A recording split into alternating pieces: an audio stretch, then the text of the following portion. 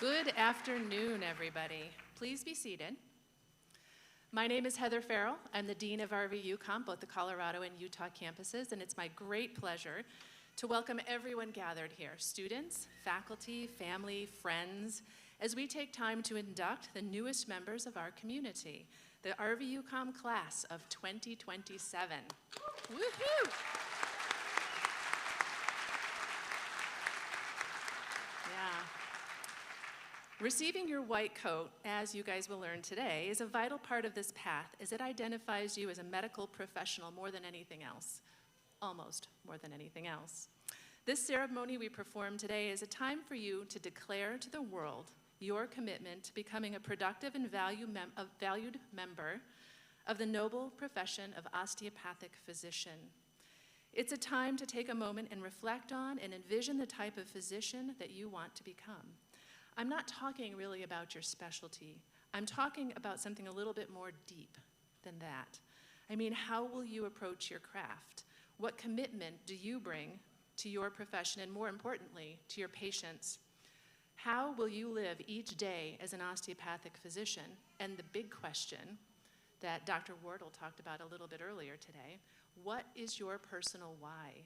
Why are you here in medicine at RVUCOM and in the specialty that you will soon enter in just a few short years? Believe me, the days are long, but the years will be short.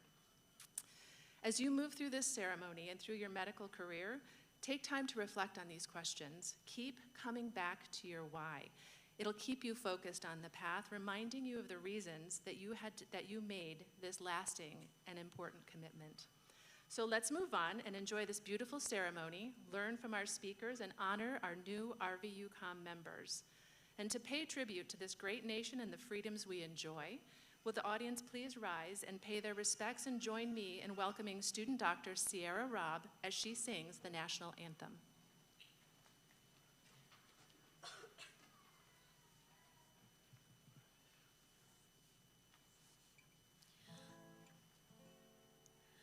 Oh, say, can you see by the dawn's early light what so proudly we held at the twilight's last gleaming,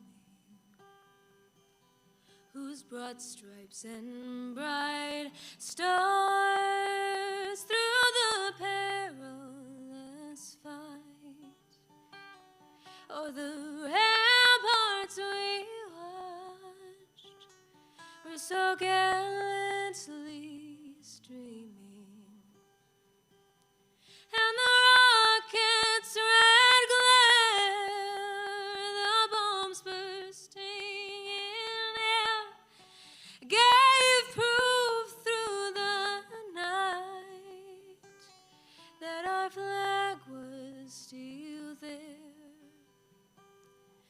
Oh, say does that star-spangled banner yet wave o'er the land of the free and the home of the brave?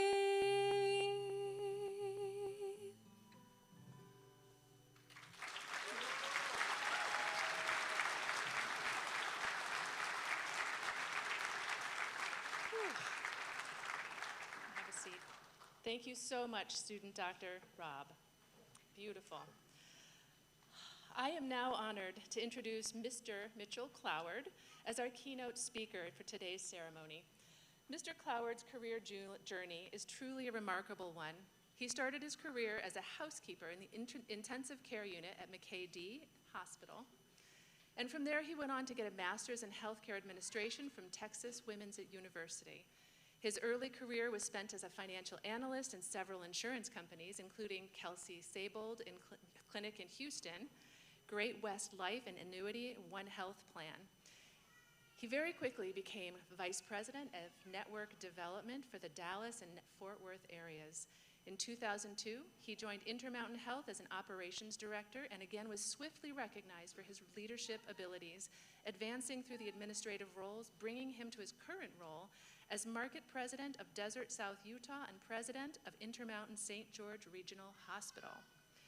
While his current and first roles in healthcare seem a little different, they're both bound together by the sense of service to his community, a dedication that's followed him throughout the years. He has served as a trustee for the Utah Tech University, board chair for the Dixie Applied Technology College, which was apparently difficult for me to say. In 2015, he was recognized as Innovator of the Year through the St. George Chamber of Commerce. His great diversity of experience has given him great depth and breadth of knowledge of the House of Medicine and the greater healthcare system, including insurance, physician practice management, and hospital operations. Please join me in welcoming Mr. Mitchell Cloward.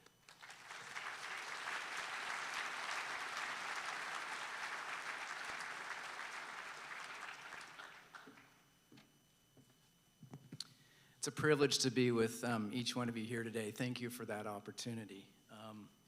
Let me thank these students. This is a significant milestone in your journey and quest to become a physician. Congratulations. And from my perspective, having worked in healthcare now for over 30 years, this is a very noble profession. It's as inspiring today as it ever has been. Opportunity abounds, so congratulations. My background is very different than yours. So therefore, the experiences that I will share are very different than the experiences you're going to get going to medical school. And let me voice my confidence and support about your medical education. It's a fantastic opportunity, great medical school, total confidence in the education and training that you're going to get. That's not my area of expertise. So I'm going to talk about some of the things that you may not hear about as you journey through your pathway. I have worked with physician leaders for 24 years. And so in healthcare, there's a common model that we use to care for our patients, and that's a dyad relationship. So a physician leader is partnered with someone like me who has extensive background in business and operations. So that's the perspective that I share with you today. I'm going to share with you 3 things that I've learned that if I was sitting in your chair today, I would want to know now. Before I do that, I want to talk about some important trends in healthcare. Every 2 years, Intermountain Healthcare undertakes a community health assessment. And we are trying to quantitatively and quantitatively identify what are our community's greatest healthcare needs. Our number one healthcare need in our community throughout the state of Utah and here in southern Utah is mental health. I don't think there's any one of us here that hasn't in some sort of way been impacted by someone who's struggling with mental health. It's ubiquitous. It'll be part of your training. It should be part of your training. We all need to work together to improve the mental health status of our population. There's a corollary need and trend that I'm seeing with that as well, and a tremendous need for primary care physicians. It's difficult here in southern Utah to get a timely appointment with the primary care physicians, and our primary care physicians are the medical home for our patients. The third trend that I'm seeing in healthcare relates to your work, and that is more and more physicians are wanting to become involved in leadership. So why are they choosing to do that? And I think there are 2 core reasons why that is. One, physicians want to be involved in decisions that impact them, rather than continue to be impacted by them and having no control over them. Physicians are saying, I want to be in leadership because these decisions are impacting me, my patients, and my practice, and I want to do something about it. Number 2 that I hear commonly with our physicians, we have over 400 physicians on our medical staff just here in St. George at our trauma center, is there's a desire to have a broader influence over patient care than just their panel of patients. Through evidence-based practice, through collaboration, communication, being involved in decisions, they want to be able to do what they do for their patients on a broader scale. So with those trends identified, I have a question. I'll start and end with the same question. Your why. Why have you chosen this pathway? Because increasingly it's going to become more and more important. You'll ask yourself that question frequently now and throughout the rest of your career. You have to have a solid why. That will help you weather storms that are ahead. It will inspire you during days when you feel like you've made a difference. Think about it. I'm just reflecting back over the last 3 years, some of the things that have been very difficult for me.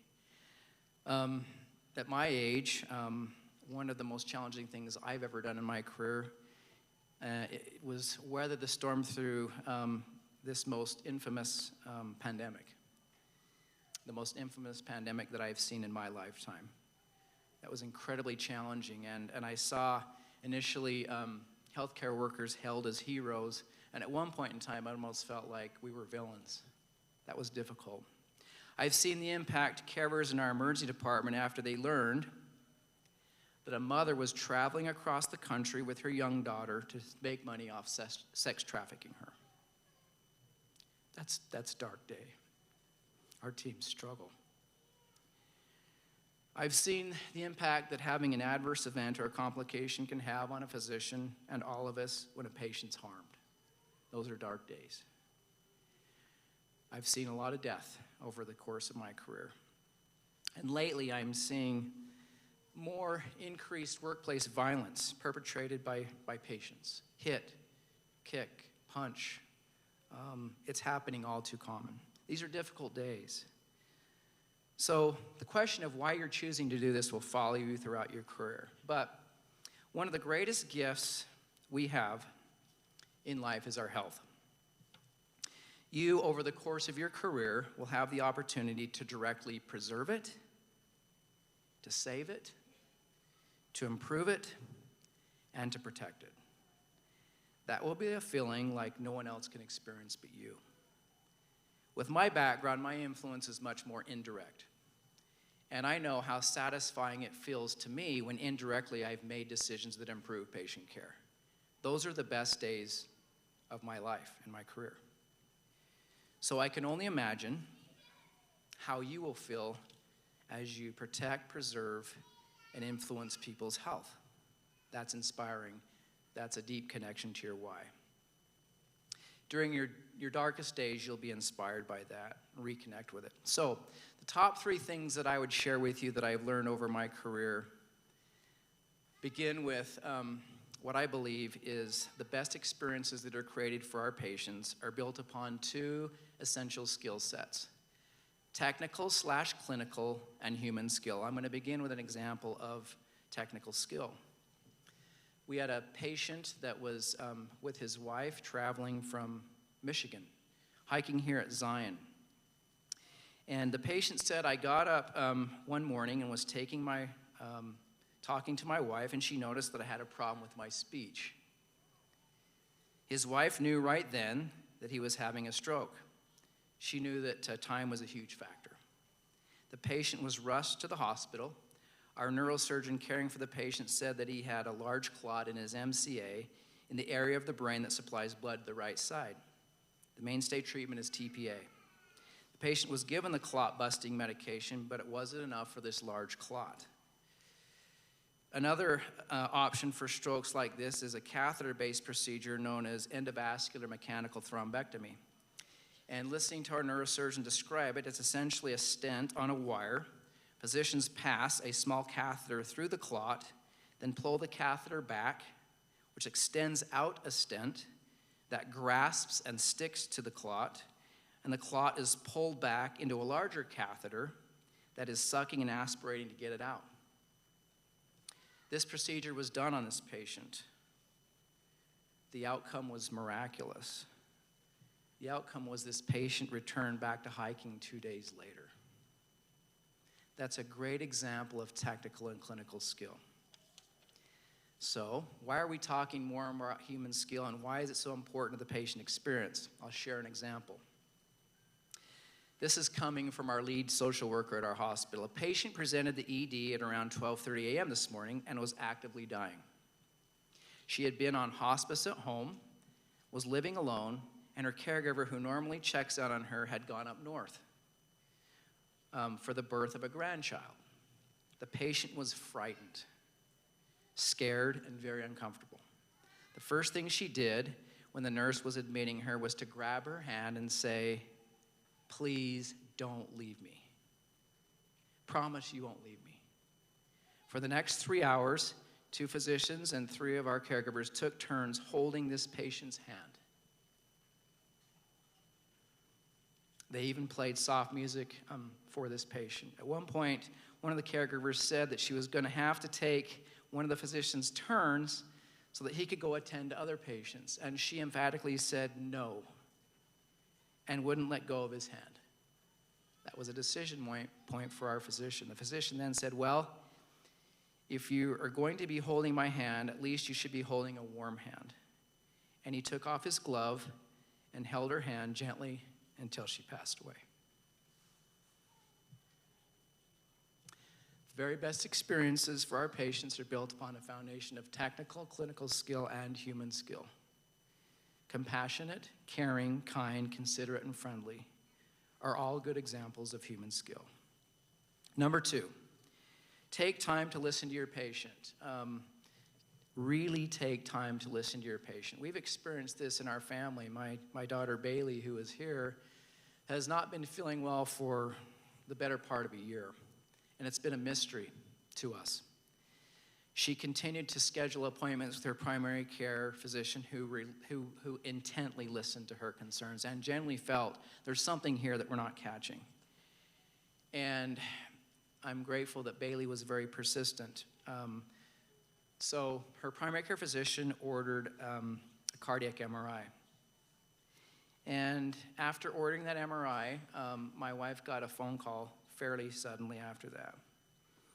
And the cardiovascular radiologist asked her to come in with my daughter as quickly as possible. Bailey was diagnosed with 3 conditions: atrial septal defect, partial anomalous pulmonary venous return, and persistent left superior vena cava. She was in surgery within 2 weeks, open heart surgery at IMED in Murray.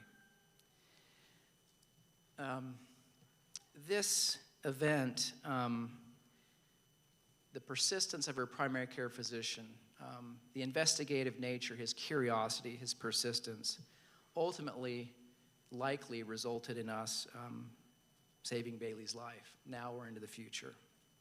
So take the time to really, really listen to your patient. They know their bodies. And sometimes the answers are right in front of us.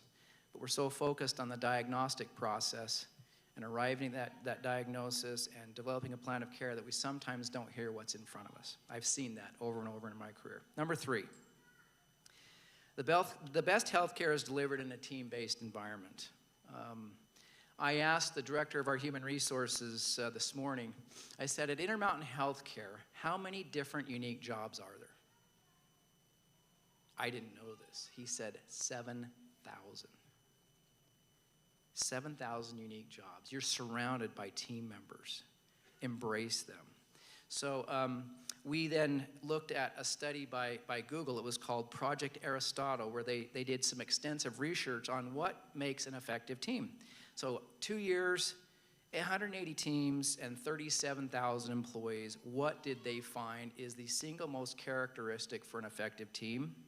Psychological safety.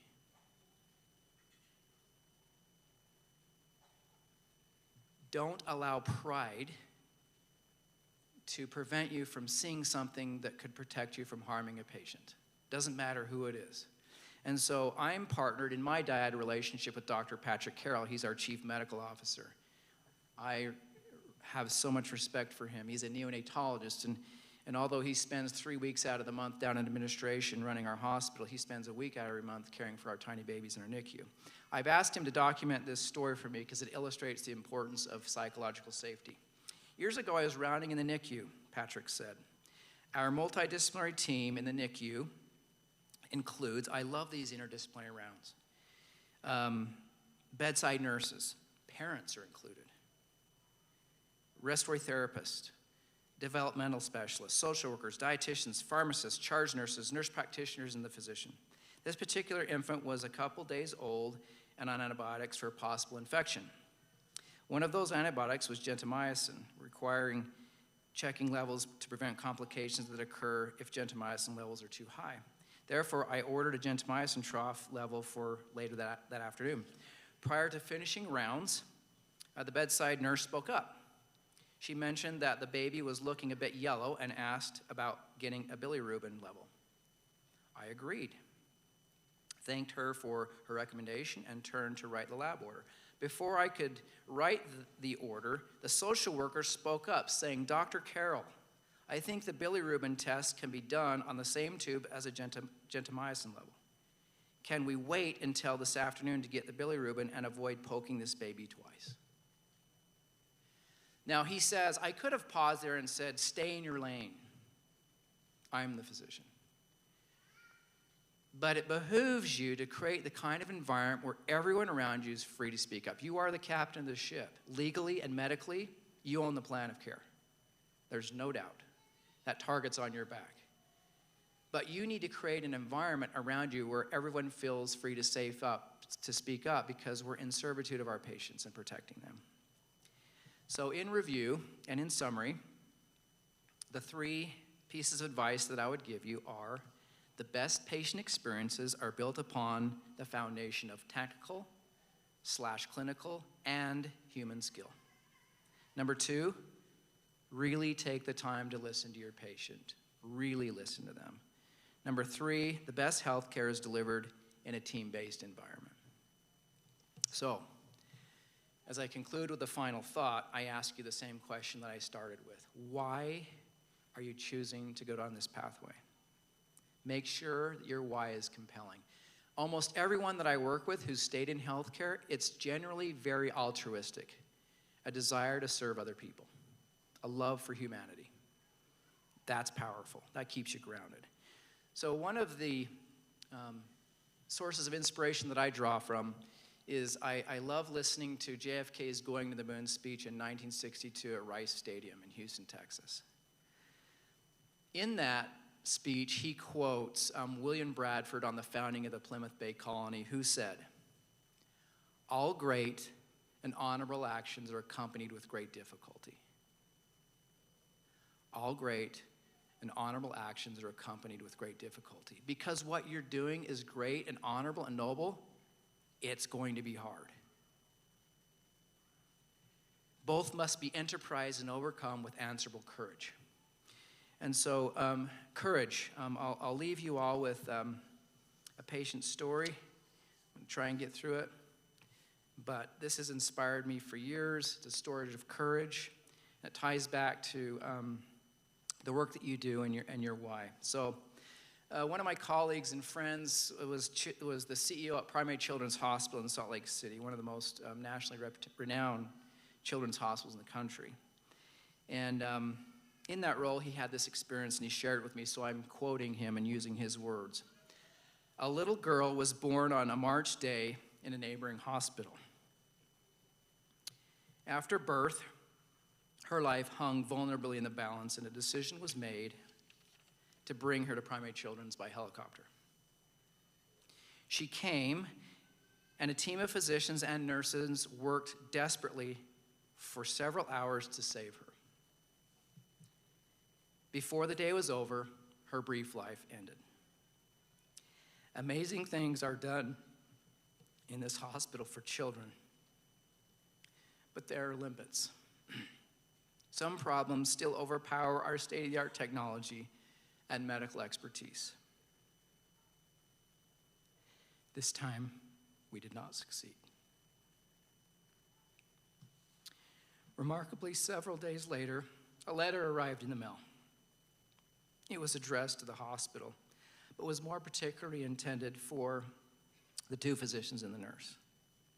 Inside the letter was a drawing by a 10-year-old boy. The drawing depicted the hospital, box-like, with front entry doors and a plethora of square windows. A large rectangular sign stood on top of the roof. Primary Children's Hospital.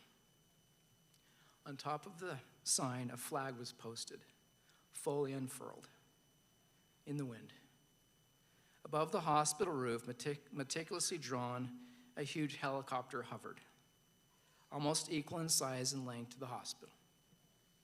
Its shape was the same as the one we own, and like ours, it had Life Flight written on it. Above the helicopter, written with care, in very large letters, were the words, "Thanks for trying."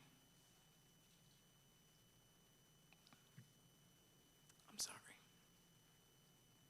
It's all personal. You'll find that out. The humility of this child embraced the intention and the effort in spite of the outcome.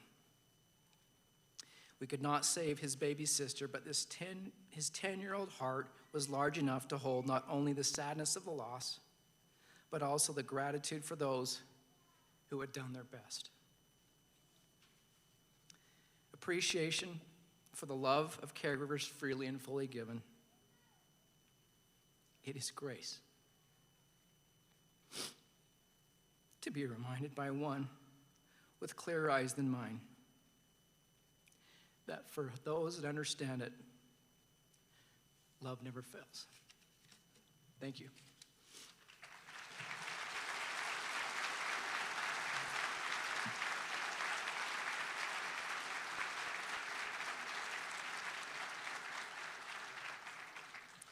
Thank you so much, Mr. Cloward. That was beautiful.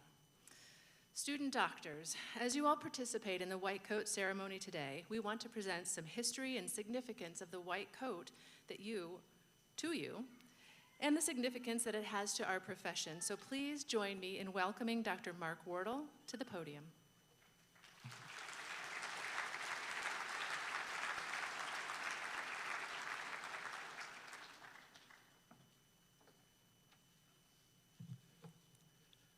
Good afternoon, class of 2027. The practice of medicine has changed in many ways over the years, and the adoption of the white coat, as well as this white coat ceremony, is evidence of this. And yet the high standards of devoting your life to medicine and caring for others has remained a constant call to those who enter this field. Indeed, Hippocrates, the father of medicine, said, "Wherever the art of medicine is loved, there is also a love of humanity." This love, care, and compassion are at the very heart of medicine, and is why medicine has been and continues to be one of the most noblest of professions. Your donning of the white coat today signifies an important step in your journey, and it is my sincere pleasure to share with you a brief history of the significance of the white coat and its place in medicine. The rise of the medical white coat parallels the modern advancement of medicine based on scientific thought and reasoning. In the 1800s, there was very little science in the practice of medicine. Despite good intentions, treatments such as bloodletting, mercury, arsenic, and other tonics were widely used and based largely on lore and tradition rather than evidence. Surgical instruments of the day consisted of various saws and knives, and procedures were quick and brutal, prioritizing speed over precision. Thus, physicians wore black coats to hide the blood and the stains of these crude interventions. At that time, visits from the physician were often a last resort and signaled that death was close at hand. So the black attire of the physician also spoke to the solemn nature of that visit. On the other hand, the scientists of the day wore white coats while doing their research, which, sadly, frequently revealed the inadequacies of those medical practices. However, several significant events during the late 1800s and the early 1900s helped to realign medicine with science and to change the face of medicine forever. The forward-thinking father of osteopathic medicine, Dr. Andrew Taylor Still, recognized the mismatch between medicine and science and established the first college of osteopathy, designed specifically to, quote, "improve our present system of surgery, obstetrics, and the treatment of diseases based on a more rational, scientific basis." Around the time of Dr. Still, Dr. Joseph Lister demonstrated that aseptic techniques and practices dramatically improved the outcome of surgical procedures. These practices caught on, and in 1889, Thomas Eakins' masterpiece of the operating theater showed the physician in a white smock and the nurse in a white cap. In that same year, a photograph of the operating theater in Massachusetts General Hospital also showed physicians in white coats. As these practices proved beneficial, more discoveries were made, strengthening the link between scientific evidence and medical practice. And medical science advanced at an incredible rate, with discoveries of insulin, the development of antibiotics, vaccines, and rapidly improving surgical techniques and diagnostic tests. With the growing bond of science and medicine, the white coat became firmly entrenched as a symbol of modern medicine. In 1892, Sir William Osler's textbook of medicine was published, portraying medicine as a scientific endeavor. And yet, despite the rise of medical science at this time, Dr. Osler remembered that compassion was still at the core of medicine when he said that a physician's duty is to cure sometimes, to relieve often, and to comfort always. But the risk of losing humanism in healthcare amongst the rising tide of technological advances is real. Just 3 decades ago, Dr. Arnold Gold, a pediatrician of Columbia University, recognized that with the scientific advances in healthcare, the authentic connection between patients and their providers was fraying. Although students pledged an oath at graduation to compassionate patient care, by then Dr. Gold thought it was too late. So he started a new ceremony, the white coat ceremony, that was at the beginning of the medical school journey, to remind students at the start of this path about the true heart of medicine. Within just a few years, this important ceremony was adopted by nearly every medical school in North America and continues to spread around the world. Thus, the significance of the white coat continued to evolve. Now, in addition to symbolizing the scientific rigor of medicine, the donning of the white coat emphasizes compassion and the human connection, and it does so from the very beginning of our clinical training. It is a symbol of professionalism, dedication, and excellence to service and a commitment and compassionate care to our patients. As we strive to promote health and well-being, to prevent, to control, and to cure disease, and to relieve suffering, and to comfort always. The white coat is a constant reminder of the great trust that has been bestowed upon us and the sacredness of the path that you are now entering. The art and practice of medicine is a road unlike any other, and we, your faculty and staff at Rocky Vista, are excited to walk it with you. Thank you, and welcome to the profession of osteopathic medicine.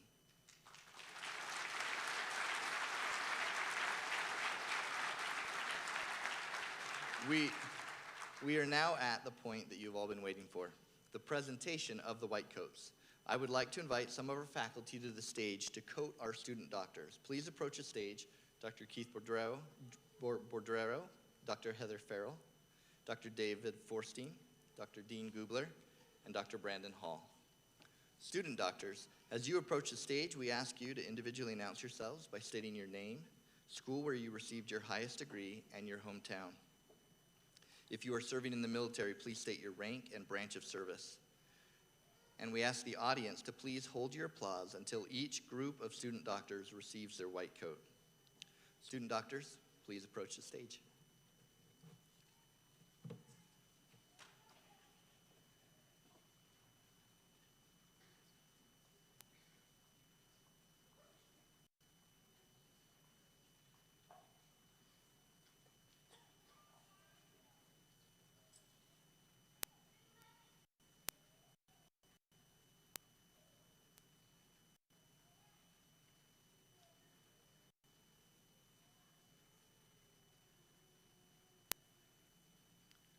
Student Dr. Dallin Barris, Utah and Brigham Young University.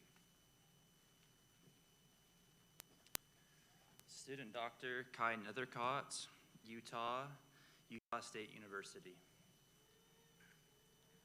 Student Dr. Andrew Blotter, Utah State University.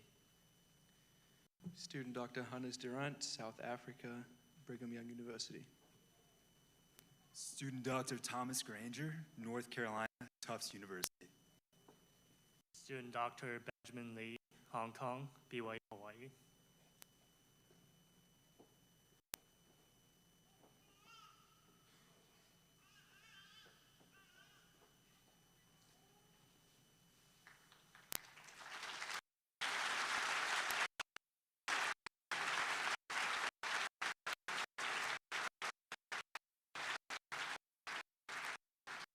Student Dr. Austin Fuller, Arizona State University. Student Dr. Olivia Brower, California, University of California, Santa Cruz. Student Dr. Chelsea Lee, California, University of California, Los Angeles. Student Dr. Cyrus Behringer, California, University of California, Berkeley. Student Dr. Mitchell Rolfe, Michigan, Otterbein University. Student Dr. Brandon Pulley, California, Brigham Young University.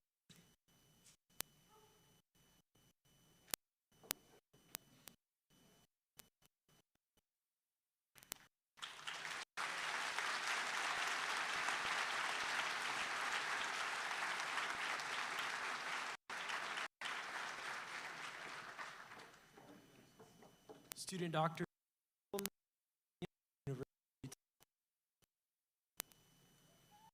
Student Dr. Andrew Williams, Texas, Baylor University, Second Lieutenant, Air Force. Student Dr. Matthew Nelson, Oregon, graduate of Brigham Young University. Student Dr. Weston Wilson, Utah, Utah Tech University. Student Dr. Eric Carter, Utah, the University of Louisiana at Lafayette. Dr. Brett Roundy, Utah Tech University.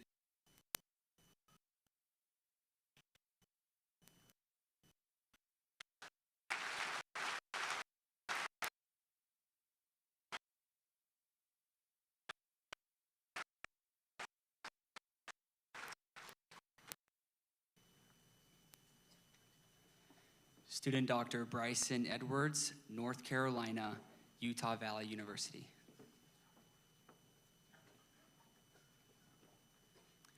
Student Dr. V. Dow, Colorado, Regis University. Student Dr. Suvitra Nirola, Nepal, Regis University. Student Dr. Austin Cook, California, Regis University.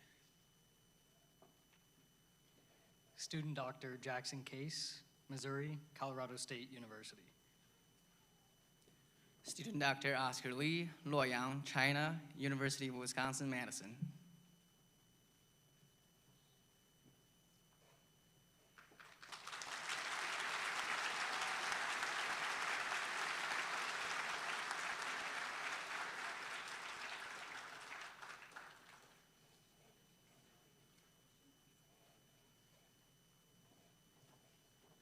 Student Dr. Spiros Nectarios Kaliotis, New York, Boston University. Student Dr. Garnpaul Brar, Ontario, Canada, University of Waterloo. Student Dr. Calvin O, Chicago, Illinois, University of California, Berkeley. Student Dr. Darius Ryder, Colorado, Drew University. Student Dr. Michael Madling, Utah, the University of Utah.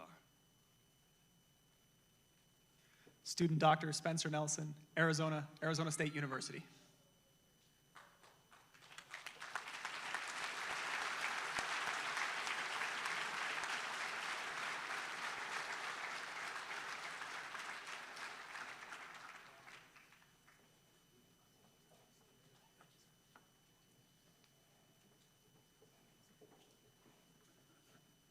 Student Dr. Connor Snow, Utah, Utah State University. Student Dr. Carson Gray, Utah, Utah State University. Student Dr. Christian Karen, Utah, Rocky Vista University. Student Dr. Kyler White, Utah, Southern Utah University.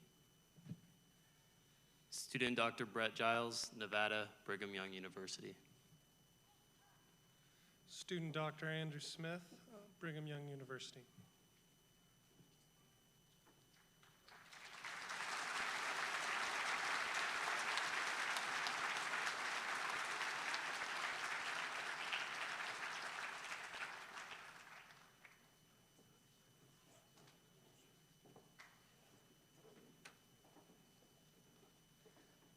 Student Dr. Mike Attorney, Ramstein, Germany, University of Utah. Student Dr. Andrew Quintana, Nevada, University of Nevada. Student Dr. Student Dr. Colleen Moisa, California, the University of Texas at Austin. Student Dr. Brian Chang, Seoul, South Korea, Boston University. Student Dr. Carrie Johnson, Idaho, University of Northern Colorado. Student Dr. Katie Sterling, California, University of Nevada, Reno.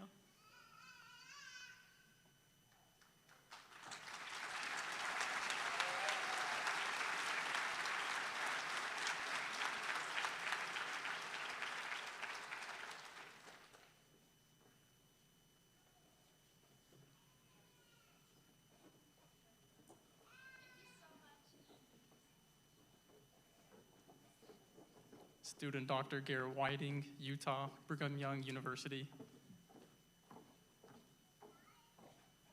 Student Dr. Cole Newton, Arizona, Brigham Young University. Student Dr. Tim Hagemeister, Cincinnati, Denison University. Student Dr. Brooke Alexander, Wisconsin, University of Wisconsin-Madison. Student Dr. Dijita Dev, New Jersey, Seton Hall University. Student Dr. Alexis Powell, Idaho, Utah State University.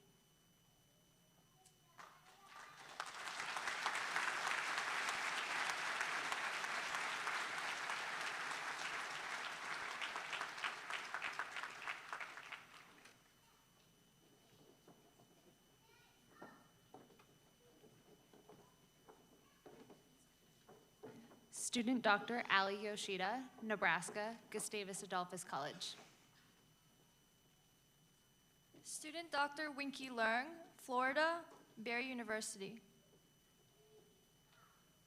Student Dr. Aaron Petrus, Utah, Brigham Young University. Student Dr. Mason Putnam, Nevada, BYU, Second Lieutenant, U.S. Air Force. Student Dr. Rachel Mazer, Massachusetts, University of Connecticut. Student Dr. Sadie Rowland, Colorado, University of Colorado, Colorado Springs.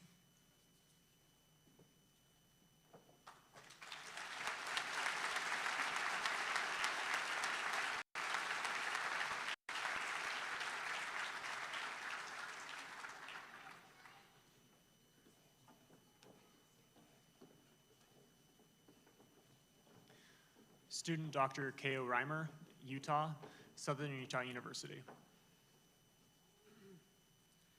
Student Dr. Joseph Davenport, Idaho, Brigham Young University, Idaho, Second Lieutenant, U.S. Air Force. Student Dr. Daniel LaConte, California, University of San Francisco. Student Dr. James Tran, Utah, University of Utah. Student Dr. Katie Werman, Colorado, Colorado State University. Student Dr. Jessica Craig, Colorado, Colorado State University.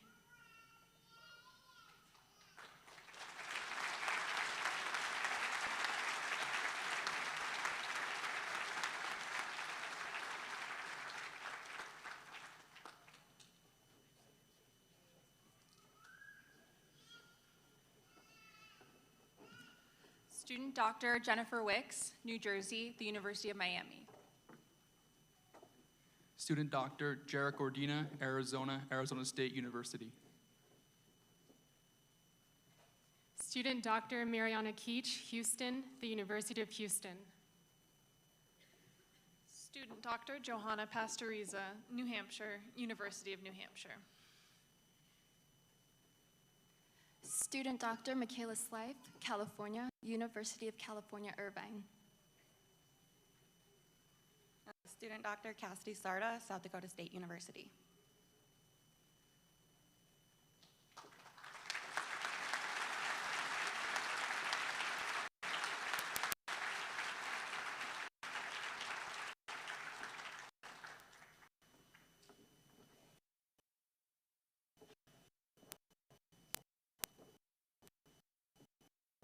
Student Dr. Riley Jenkins, Utah, Brigham Young University. Student Dr. Cassie Cortez, Florida, University of Florida. Student Dr. Farrah White, Nevada, University of Nevada, Reno.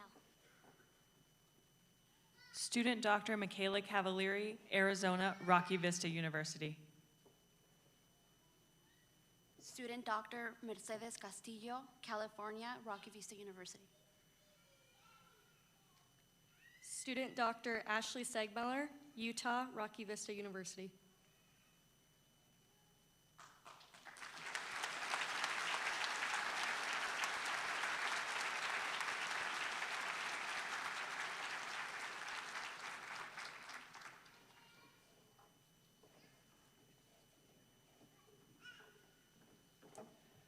Student Dr. Kendrick Hansen, Utah, Utah Tech University. Student Dr. Madeline Harding, Colorado, Kalamazoo College. Student Dr. Aces Baboon Martinez, California, Northern Arizona University, Second Lieutenant, U.S. Army. Student Dr. Ines Volich, California, University of California, Santa Barbara. Student Dr. Kiana Mattis, Wisconsin, Fordham University. Student Dr. Mickey Wood, Indiana, Midwestern University.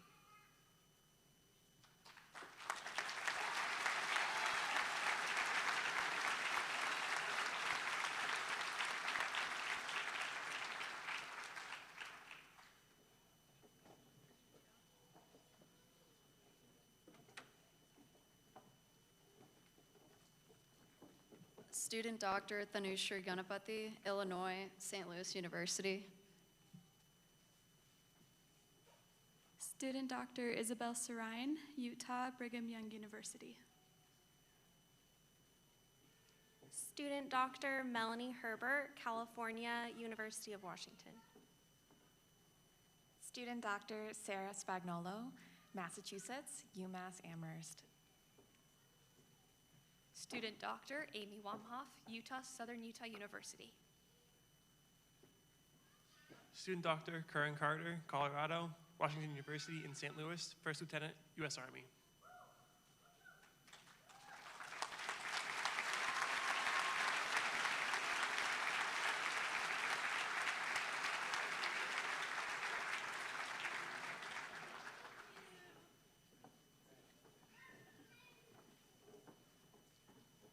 Student Dr. Stephanie Ronquillo, Nevada, University of Nevada, Las Vegas. Daniel Quillen, Student Dr. Daniel Quillen, Florida, Wake Forest University. Student Dr. Daniela Rodriguez, Nevada, University of Nevada, Las Vegas. Student Dr. Amir Katrib, New Jersey, Montclair State University. Student Dr. Sierra Wood, Utah, University of Utah. Student Dr. Derek McClune, Washington, Brigham Young University.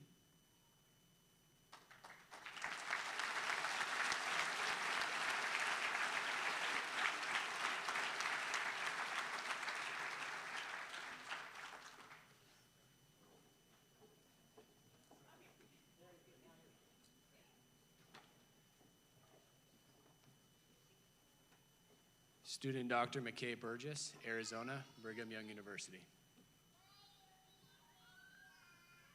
Student Dr. Tyler Clarkson, Utah, Utah Tech University.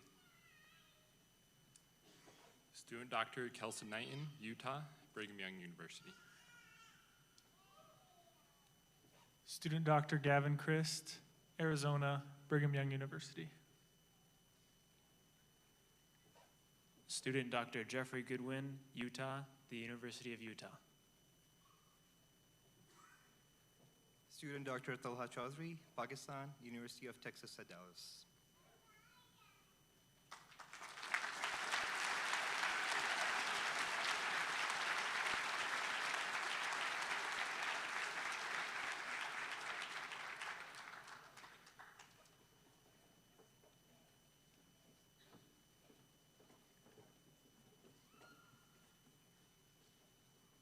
Student Dr. Jessica Bagley, Rhode Island College. Student Dr. Paneet Beniwal, California, University of California, Davis. Student Dr. Ali Abbas, Arizona, Arizona State University. Student Dr. Taylor Wilco, Utah, Weber State University.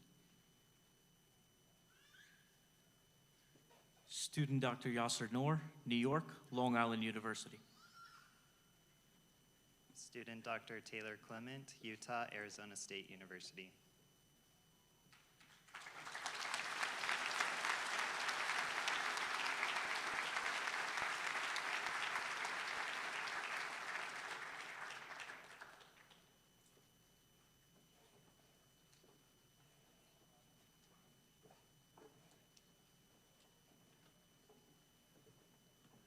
Student Dr. Nick Wadsworth, Utah, Brigham Young University. Student Dr. McKenna Qualls, Oklahoma, Southern Nazarene University. Student Dr. Lacey Hershey, Nevada, Southern Utah University, U.S. Air Force Second Lieutenant. Student Dr. Spencer Downs, Utah, Utah State University, Second Lieutenant, U.S. Army. Student Dr. Isa Akorede, Lagos, Nigeria, Babcock University. Student Dr. Madison Fagan, Minnesota, University of Minnesota, Twin Cities.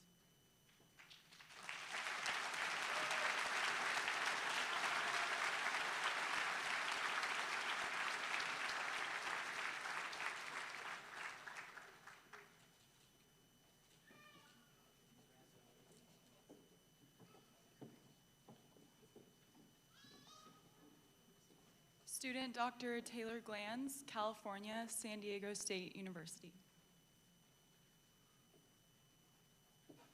Student Dr. Phil Worthington, Utah, Monterey Institute of International Studies.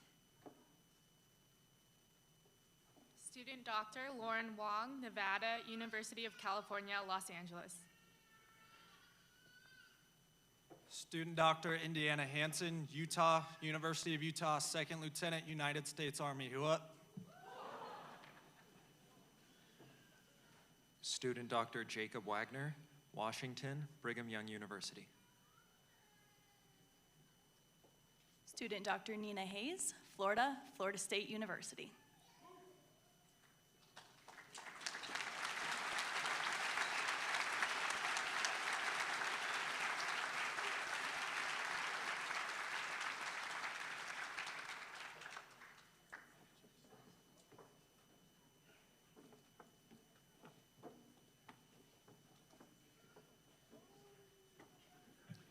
Student Dr. Emily Zhao, Texas, Eastern Virginia Medical School.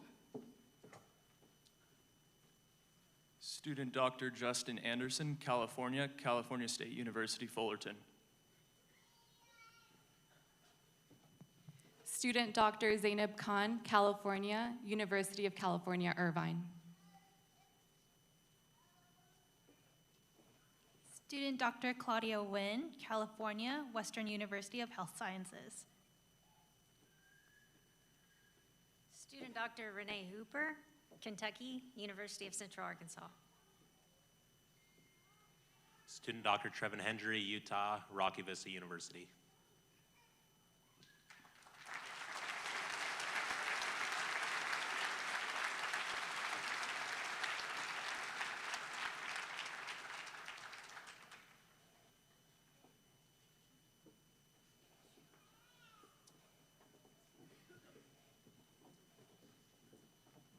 Student Dr. Joshua Tronier, North Dakota, Rocky Vista University.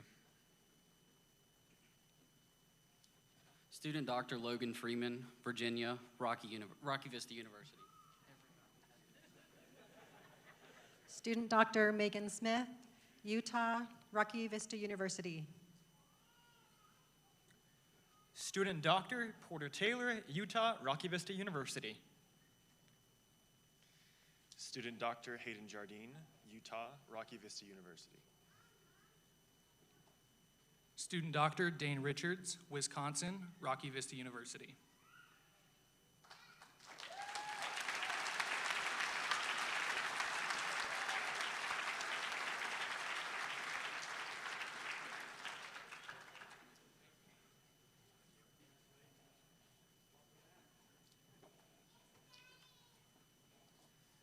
Student Dr. Weston Iveson, Utah, Rocky Vista University.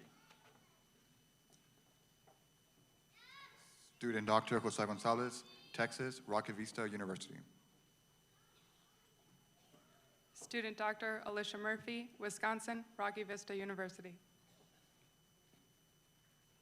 Student Dr. Kathleen Villaluz, Nevada, Rocky Vista University.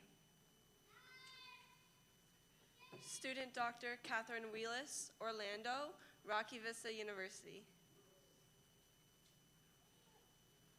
Student Dr. Eric Newland, Utah, University of Utah.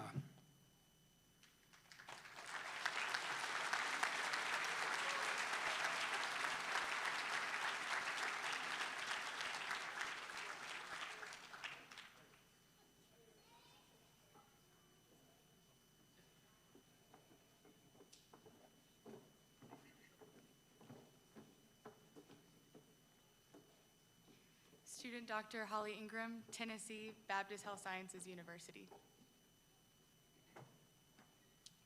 Student Dr. Mary Tidwell, Utah, Brigham Young University. Student Dr. Michael Richardson, Utah, Weber State University, Ensign, U.S. Navy. Student Dr. Shandon Polson, Utah, Utah State University. Student Dr. Samuel Clark, Utah, Utah State University. Student Dr. Russell Matheson, Washington, Brigham Young University.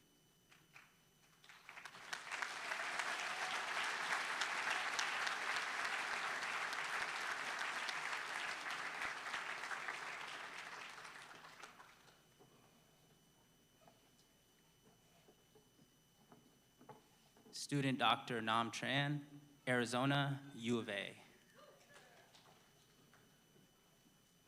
Student Dr. Logan England, Utah, BYU, Second Lieutenant, U.S. Army. Student Dr. Chris Abraham, Utah, Southern Utah University. Student Dr. Jason Hales, Utah, Southern Utah University.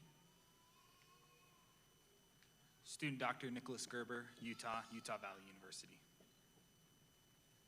Student Dr. Spencer Neal, Kaysville, Utah, Weber State University.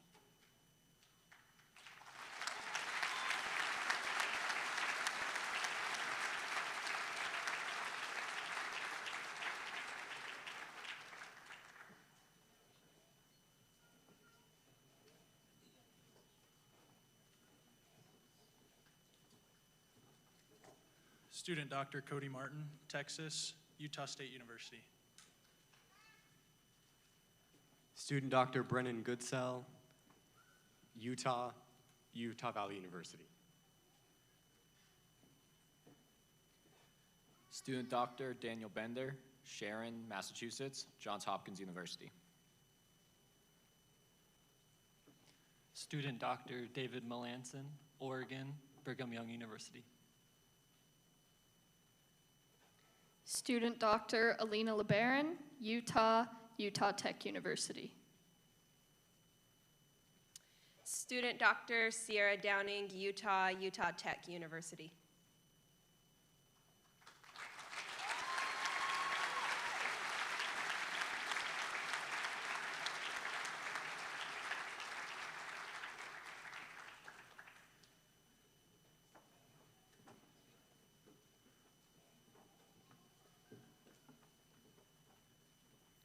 Student Dr. Deanna Irvin, Utah, Utah Tech University.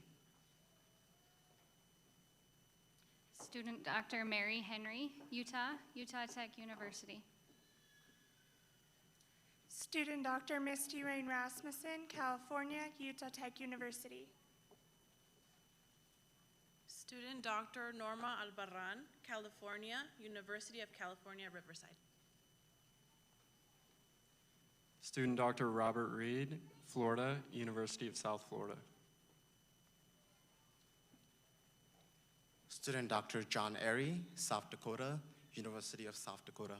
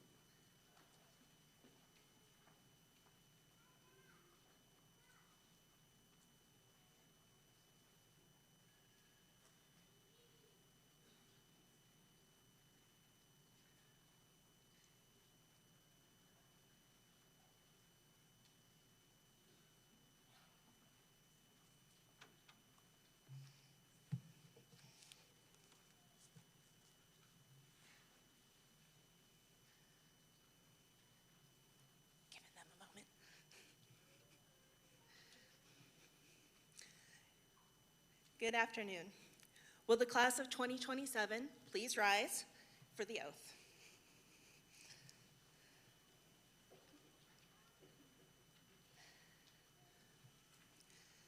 Please raise your right hand and repeat after me. I pledge to provide compassionate, quality care to my patients, partner with them to promote health, display integrity and professionalism throughout my career, advance the philosophy, practice, and science of osteopathic medicine, continue lifelong learning, support my profession with loyalty in action, word, and deed,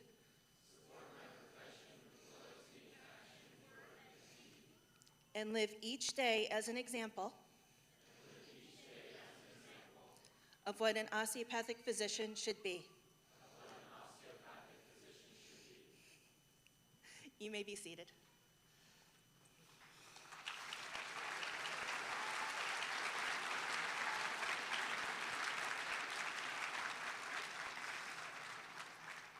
On behalf of the Board of Trustees, administration, faculty, and staff at Rocky Vista University, we are excited to join you on your first steps of this important journey. Now I would like to invite Rocky Vista University's President and CEO, Dr. David Forstein, to the podium for the closing remarks.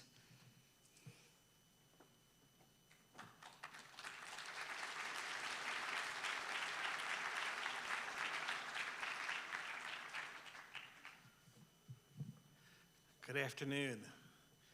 I'm always fascinated by how the students decide to line themselves up for something like this. Sometimes it seems as random as alphabetically by height order. I don't know, we'll work on that for graduation. We'll figure that out. At least one person laughed over here, thank you. Before concluding these proceedings, I would like to acknowledge those members of the RVU faculty and staff who helped make this ceremony possible.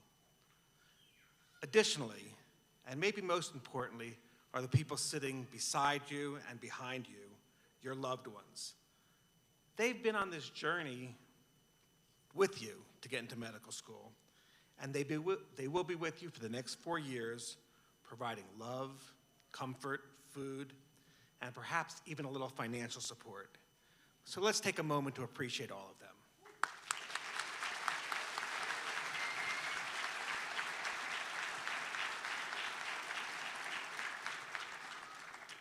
I had the opportunity this morning when I spoke briefly with the students, but I do want to thank you again for choosing to make Rocky Vista University College of Osteopathic Medicine your home for your medical education for the next 4 years.